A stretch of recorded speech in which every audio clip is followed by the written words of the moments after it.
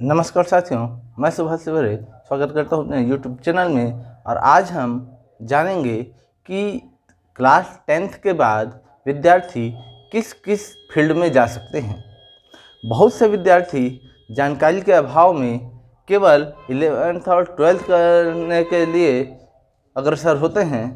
तो आज हम जानेंगे कि 10th के बाद विद्यार्थियों के पास कितने सारे ऑप्शन होते हैं और वो किस किस फील्ड में जा कर के किस प्रकार की जॉब कर सकते हैं। तो स्टार्ट करते हैं।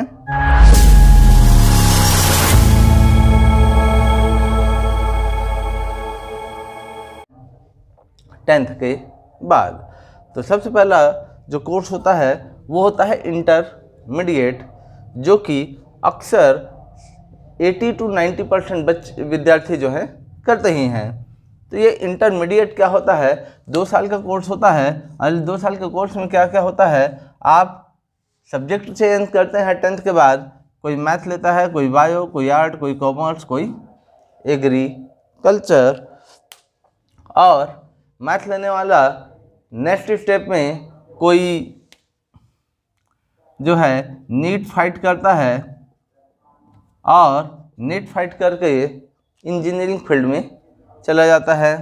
बायो वाले भी नीट में ही एग्ज़ाम दे करके मेडिकल फील्ड में चले जाते हैं, जो पूर्व में आपका PMT कहलाता था।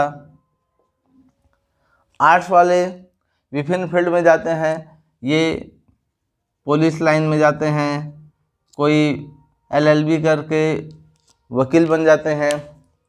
तो इसके लिए पहले उनको BA करना होता है और BA के बाद LLB, या वर्तमान समय में BA LLB करके 4 साल का कोर्स भी होता है। कॉमर्स वाले CA बनते हैं 12th के बाद में आगे जा कर के, या विभिन्न बैंकिंग से संबंधित व्यवसाय पर ये कदम रखते हैं। और एग्रीकल्चर इस डिपार्टमेंट वाले वर्तमान में बहुत कम मिलते हैं, जो कि और इसके जो स्कूल हैं 10th के बाद वो भी बहुत कम मिलते हैं और कॉलेजेस भी बहुत कम मिलते हैं। तो इस फील्ड में अभी स्कोप ज़्यादा है और ज़्यादातर विद्यार्थी यदि इसको लेते हैं तो बहुत जल्द उनकी नौकरी लगने की चांस बनती है। साथ ही साथ वर्तमान में जो हमारा कृषि का कार्य है वो बहुत ज़्यादा बायोकेमिकल का यूज किया जा रहा है। तो उस केमिकल को हटा करके क्या क्या ऑप्शन और हो सकता है वो इस एग्रीकल्चर को पढ़ करके जाना जा सकता है। इसके बाद सेकंड जो पार्ट है वो है पॉलिटेक्निक। 10th के बाद भी पॉलिटेक्निक होता है और 12th के बाद भी होता है। तो 10th के बाद भी पॉलिटेक्निक जो होता है वो 3 साल का कोर्स होता है। और इस 3 साल के कोर्स में क्या क्या जाना जा सकता है, क्या क्या पढ़ा जा सकता है, हमारे पास कौन कौन से ऑप्शंस होते हैं, वो हमने यहाँ पर डिटेल से बताया है। तो सबसे पहला चीज़ होता है वो होता है मैकेनिकल। मैकेनिकल मीन्स क्या होता है, मशीन से संबंधित जितने भी पार्ट्स होते हैं वो सभी मैकेनिकल के अंतर्गत आ जाता है। ये इलेक्ट्रिक और इलेक्ट्रॉनिक के बीच का एरिया है। दूसरा आता है कंप्यूटर साइंस। तो कंप्यूटर से रिलेटेड जितने भी चीज़ें होती है वो कंप्यूटर साइंस में पढ़ा जा सकता है। सिविल सब चीज़ का फंडामेंटल के रूप में होता है। IT होता है इंफॉर्मेशन टेक्नोलॉजी, जो कि आजकल वर्तमान में जितने भी फील्ड है वो सब इंफॉर्मेशन टेक्नोलॉजी पर ही डिपेंडेंट है। इसके अंतर्गत हम सैटेलाइट वगैरह के बारे में नॉलेज रख सकते हैं। इसके बाद है ऑटोमोबाइल। वर्तमान में जितने भी व्हीकल हैं, चाहे वो 2 व्हीलर हो, 4 व्हीलर हो, 6 व्हीलर हो, 8 व्हीलर हो, 10 व्हीलर हो, या और जितने भी व्हीलर के पार्ट्स हमारे पास अवेलेबल है, इंजन वाली गाड़ियाँ, उन सभी के बारे में जानकारी जो है ऑटोमोबाइल के जरिए जाना जा सकता है। और इसमें नौकरी लगने का चांस भले ही ना हो, लेकिन नौकरी लगता है तो बहुत ज़्यादा इनकम के साथ। और दूसरा, नौकरी ना भी लगे तो पर्सनल व्यक्ति कहीं पर भी शॉप खोल करके रख सकता है। इसके बाद आता है electronics and communication. Electronic and communication भी पॉलिटेक्निक के अंतर्गत ही आता है। इसके अंतर्गत हमारे TV, fridge, cooler, washing machine से संबंधित जितने भी पार्ट्स हैं वो सब आते हैं। कम्युनिकेशन में हमारा जो रेडियो है, डेग है, टीवी है, ये सब इसके अंतर्गत आ जाते हैं। इसके बाद आते हैं बायोटेक्नोलॉजी। अब बायोटेक्नोलॉजी होता क्या है, जीव से संबंधित जितने भी टेक्नोलॉजीज हैं उन सबको इसके अंतर्गत रखा जाता है। इसके बाद इलेक्ट्रिकल, तो बिजली से संबंधित जितने भी पार्ट्स हैं, कौन सा पार्ट्स कहाँ जोड़ना है, कौन सा सीरीज में है, कौन सा पैरेलल है, किससे वोल्टेज कम होगा, किससे वोल्टेज ज़्यादा होगा, किससे हमारी बिजली की खपत कम होगी, इन सब चीज़ों के बारे में जानने के लिए आपको इलेक्ट्रिकल चयन करना होगा। इसके बाद है केमिकल, तो केमिकल मतलब रसायन, तो रसायन से संबंधित जितनी भी चीज़ें हैं, चाहे वो गोली दवा से संबंधित हो या इन अदर चीज़ें, वो सब इस केमिकल वाले पार्ट में सीखा जा सकता है, चाहे वो खेती से संबंधित ही क्यों ना हो। एक इसके बाद आपका है एरोनॉटिकल, तो एरोनॉटिकल क्या होता है, जो एरोप्लेन होते हैं वहाँ उसको बनाने में क्या चीज़ की ज़रूरत होती है और किस प्रकार से वहाँ जाया जा सकता है, उससे संबंधित समस्त चीज़ों के बारे में इस एरोनॉटिकल में पढ़ाया जाता है। इसके बाद एग्रीकल्चर, तो एग्रीकल्चर आप लोगों ने पूर्व में भी जान लिया, यहाँ पर वही सब चीज़ें यहाँ पर भी होता है। आप पॉलिटेक्निक में भी एग्रीकल्चर जान सकते हैं, पढ़ सकते हैं। इसके बाद आपका है आर्किटेक्चर, तो आर्किटेक्चर मतलब चित्रकारी, तो विभिन्न भवनों के निर्माण हो, रोड के निर्माण हो, पुल हो, पुलिया हो या डैम हो, जो भी चीज़ का निर्माण होता है उन सब के लिए एक आर्किटेक्ट रखा जाता है और ये आर्किटेक्ट ही डिसाइड करता है कि क्या चीज़ कितने मात्रा में लगता है, तो इसको भी आप पढ़ सकते हैं। इसके बाद बायो मेडिकल, तो जीव से संबंधित जितने भी रसायन हैं या केमिकल हैं वो सभी मेडिकल फील्ड के अंतर्गत आते हैं। किस दवा का उपयोग करने से कौन सा बीमारी का इलाज हो सकता है, या प्लांट्स से संबंधित जो भी पार्ट्स हैं। फिर माइनिंग आता है, तो माइनिंग में खुदाई से संबंधित जितने भी चीज़ें हैं, चाहे वो कोयला का हो, कोरंडम हो, अभ्रक हो या हीरा हो, या कोई भी चीज़ जो खुदाई से प्राप्त होता है, चाहे वो चूना पत्थर ही क्यों ना हो, वो सभी माइनिंग टेक्नोलॉजी के अंतर्गत आते हैं। और इसको पढ़ने के बाद लोग जो हैं माइनिंग सरदार या माइनिंग के एरिया में कदम रख सकते हैं। जितने भी आपके बिजली विभाग से संबंधित या कोयले के कारखाने वगैरह हैं वहाँ इसमें आसानी से जॉब लगने के चांसेस होते हैं। इसके बाद है लेदर टेक्नोलॉजी, लेदर टेक्नोलॉजी मतलब चमड़े का व्यवसाय से संबंधित आपको इसमें नॉलेज हो जाएगा। टेक्सटाइल, जितने भी डिज़ाइन होते हैं, आपका टाइल्स वगैरह जो घरों में बनाए जाते हैं या डिज़ाइंस होते हैं वो सब इससे में हो सकते हैं। पेट्रोलियम टेक्नोलॉजी, वर्तमान में पेट्रोलियम से बनने वाले जितने भी इंजन हैं उसके बारे में इसमें नॉलेज हो सकता है, और पेट्रोलियम में किस प्रकार से मिलावट करके क्या बनाया जा सकता है, उन सब चीज़ों का नॉलेज जो है पेट्रोलियम टेक्नोलॉजी में हो सकता है। इसके बाद है प्लास्टिक टेक्नोलॉजी, तो वर्तमान में हम जानते हैं कि सबसे ज़्यादा यूज जो है हम दैनिक जीवन में प्लास्टिक का ही करते हैं, तो उससे संबंधित भी यहाँ जानकारी मिल जाएगा। और है रबड़, तो ट्यूब, टायर, सभी चीज़ें जो है वो आजकल इसी से ही बनाए जाते हैं, तो इसके बारे में भी आपको नॉलेज पॉलिटेक्निक में मिल सकता है।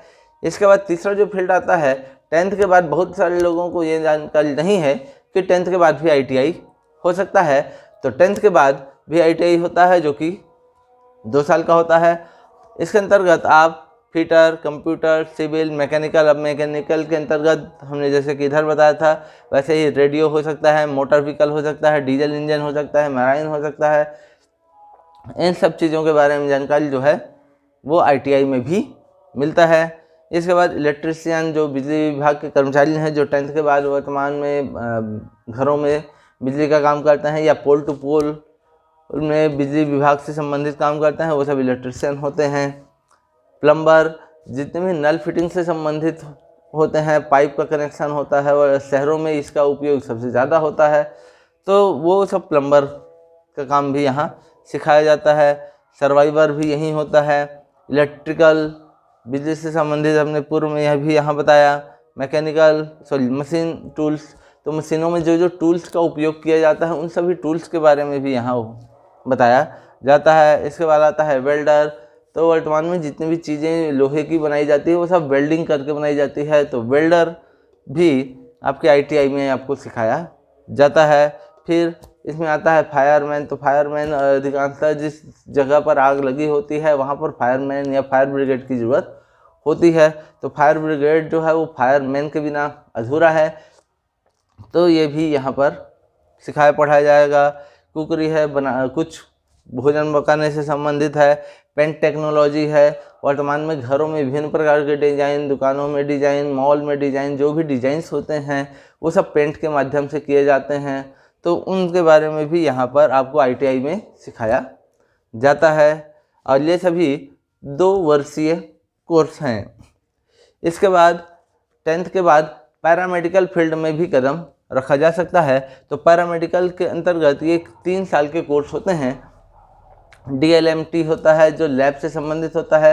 अब हम जानते हैं कि कोई भी बीमारी हो, यदि हमको बीमारी का पता है तो हम ये जानते हैं कि उस बीमारी का कारण क्या है। तो अब उस बीमारी का कारण जो है लैब में जब उसका टेस्टिंग किया जाता है, किसी ब्लड का या हमारे मल का, मूत्र का या अन्य किसी पार्ट्स का, तो लैब के माध्यम से ही उसका पता चलता है। और लैब में जाने के लिए या लैब खोलने के लिए आपको 3 वर्षीय ये कोर्स करना होता है।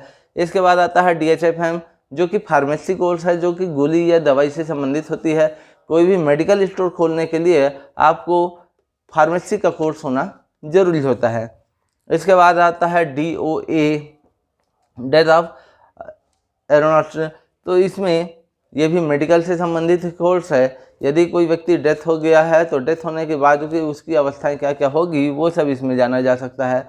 इसके बाद आता है डॉट, ये टीबी से संबंधित है, तो ये भी इसमें किया जा सकता है। हेल्थ इंस्पेक्टर का कोर्स किया जा सकता है और सैनिटरी इंस्पेक्टर का कोर्स भी पैरामेडिकल के अंतर्गत किया जा सकता है, जो कि 3 वर्षीय कोर्स है। इसके अतिरिक्त भी शॉर्ट टर्म कोर्सेज जो कि 10th के बाद किए जा सकते हैं। तो इसके अंतर्गत आप DTP जान सकते हैं जो कि आपका डेस्कटॉप पब्लिशिंग से संबंधित है, कंप्यूटर से रिलेटेड ही। टैली भी कंप्यूटर से रिलेटेड है, 6 महीने का भी कोर्स होता है और ये 1 साल का भी कोर्स होता है। इसके बाद आता है इंटरनेट। तो हम या आप हर व्यक्ति वर्तमान में इंटरनेट का उपयोग करते हैं, लेकिन इस इंटरनेट के बारे में और डिटेल से जानने के लिए कोर्स आप कर सकते हैं, 6 महीने से 1 साल का कोर्स।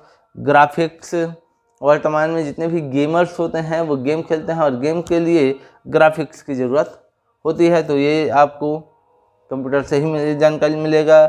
इसके बाद एनिमेशन, वर्तमान में जितने भी विज्ञापन हैं या जितने भी प्रचार से संबंधित हैं या टीवी टेक्नोलॉजी है, ये सभी एनिमेशन से संबंधित है। इसके बाद आता है वेब डिज़ाइन। तो वेब डिज़ाइन मतलब आपके कंप्यूटर में जो इंटरनेट एक्सप्लोरर है उसके डिज़ाइन से संबंधित जो भी जानकारी है वो यहाँ पर सीखा जा सकता है। और साइबर सिक्योरिटी, तो साइबर सिक्योरिटी क्या होता है, आपके मोबाइल में या कंप्यूटर में या कहीं पर भी यदि कोई फॉल्ट आता है तो उस फॉल्ट को ठीक कैसे किया जाए, तो उसके लिए साइबर जो सिक्योरिटी है उस कोर्स के माध्यम से सीखा जा सकता है। इसके अतिरिक्त अन्य और जो कोर्स हैं जो 10th के बाद आसानी से किया जा सकता है, ये घर बैठे भी सीखा जा सकता है, लेकिन कुछ इंस्टीट्यूट होते हैं वहाँ पर इसको ज़्यादा बेहतर सीखा जा सकता है। तो ये होते हैं ब्यूटी एंड कॉस्मेटिकोलॉजी। तो वर्तमान में जितने भी बॉयज़ हो या गर्ल्स हो सभी ब्यूटी का उपयोग करते हैं, मतलब ब्यूटी क्रीम्स वगैरह या अपने मेकअप से संबंधित जो भी कोर्स होते हैं वो सब ब्यूटी एंड कॉस्मेटोलॉजी के अंतर्गत आ जाता है। उसके बाद ज्वेलरी डिज़ाइन से भी आजकल ऊपर से नीचे तक खासकर महिलाएं जो है वो अभी सिर से लेकर पैर तक पूरा मैचिंग टू मैचिंग ही देखना चाहते हैं, पहनना चाहते हैं, तो वो सभी इस डिज़ाइन के अंतर्गत आते हैं। यदि कोई ब्लू कलर का स्कर्ट पहना है या ब्लू कलर है तो उसमें ज्वेलरी जो है किस टाइप के आ सकते हैं, तो अलग अलग डिज़ाइंस जो हैं इसमें सीखे जा सकते हैं। फैशन भी उसी के अंतर्गत आ जाएगा। फैशन में किस प्रकार के कपड़े, ज्वेलरी या किसी के पहनावा ओढ़ावा या घर का सजावट किस प्रकार से किया जा सकता है। और फोटोग्राफी तो वर्तमान में हर कोई मोबाइल रखा है तो मतलब सेल्फी लेते ही हैं, और सेल्फी लेते हैं मतलब वो फोटोग्राफी को बहुत बेहतर तरीके से जानते हैं, लेकिन एक्सपर्ट होने के लिए इसकी पढ़ाई अलग से करनी होती है। इसके अतिरिक्त 10th के बाद डायरेक्ट जॉब में भी जाया जा सकता है। अब किस किस जॉब में जाया जा सकता है, तो वो आता है आर्मी, नेवी, मिलिट्री और ड्राइविंग। ये चारों फील्ड में हम आसानी से कदम रख सकते हैं और इनकम यहीं से कर सकते हैं। तो उसके लिए कम से कम 17 साल की उम्र ज़रूरी होती है नेवी के लिए, और उसके बाद बाकी के लिए भी 17 से 18 वर्ष। तो ये तो हुआ 10th के बाद किस किस फील्ड में जाया जा सकता है।